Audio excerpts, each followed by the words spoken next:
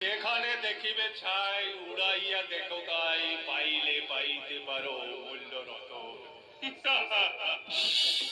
হরিদাস বড় পবিত্র গ্রামে হরিতীর্থ, এখানকার মাটি পাথর সবকিছুই আমার কাছে বড় পবিত্র জামাই বাবু। সেই জন্যই তো ঠাকুর রামকৃষ্ণ দেব বলে গেছেন, পথের পাশে তো কত নুড়ি পাথর পড়ে থাকে, কোন নুড়ি পাথরে ভগবানের নাম লেখা আছে তা কে বলতে পারে? বেশ দার্শনিকের মতো কথা বলতো যে হরিদাস। এই জ্ঞানের ভান্ডার তুমি পেলে কোথার থেকে? আপনার কাছে জামাই বাবু, আমার কাছে তো আপনি জ্ঞানের ভান্ডার। তবে হ্যাঁ, সেখানে জ্ঞানের চেয়ে অপকর্মের পরিমাণ বেশি। তাই তো আমি ভগবানের কাছে প্রার্থনা করে বলি। কি বলো কি?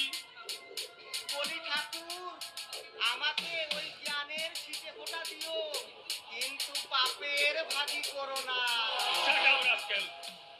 কোন অন্যায় অধর্ম পাপী আমার বাড়ি স্পর্শ করতে পারে না।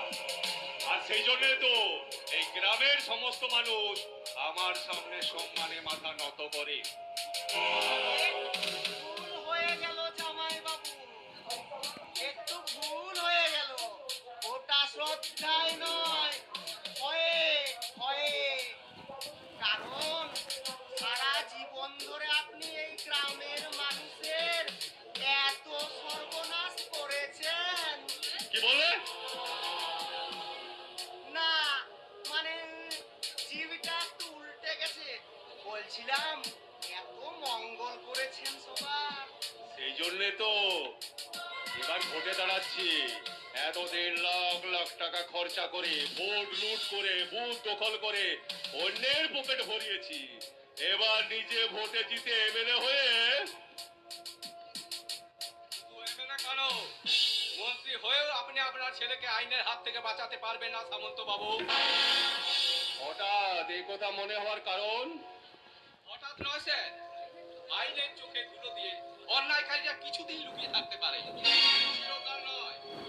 এটা আপনি হক কথা বলেছেন বাবু, দারোগা বাবু। ধর্মের কল বাতাসে নড়ে। শুনুন দারোগা বাবু, আমি শুধু এই এলাকার নয়, এই বিধানসভা এলাকার একজন সদ্যয় ব্যক্তি, শ্যাম সুন্দর সামন্ত, যার কথা পেয়ে বাঘে গরুতে এক ঘাটে জল খায়। তার বাড়িতে কখনো কোনো অন্যায় অধর্ম পাপী থাকতে পারে না। সময় বলে দেবে স্যার যে সূর্য কোন দিকে উঠবে। আমার ছেলেকে বিনা দোষী দোষী সাব্যস্ত করতে কত কসরত করেছেন দারোগা বাবু।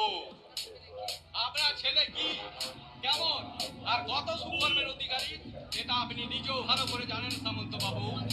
তবু বলছি শুনুন, যে পিস্তল দিয়ে চুটকি হালদারকে খুন করা হয়েছে, সেই পিস্তলটা পাওয়া গেছে আপনার এই বড় ছেলের সহচর ওই লক্ষায় সাঁতরার বাড়ি থেকে। প্রমাণ হয় স্যার যে আমার ছেলে খুনি।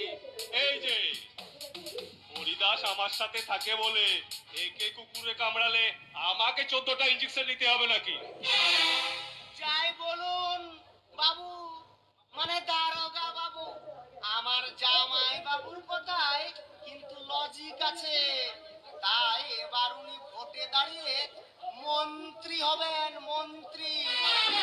এ কথা ওই মেয়েদের দাঁত কেলিয়ে হাসির মতন সত্যি। কান্না হয়ে ঝরে পড়বে যখন দেখবেন ওনার বড় ছেলেকে আমি হাতে পায়ে কোমরে দড়ি বেঁধে টানতে টানতে থানায় নিয়ে যাচ্ছি। তোর বড্ড বার বেড়েছে না? আমার নামে আরেকটা কথা বললে না তোর জিভ ছেড়ে ফেলবো।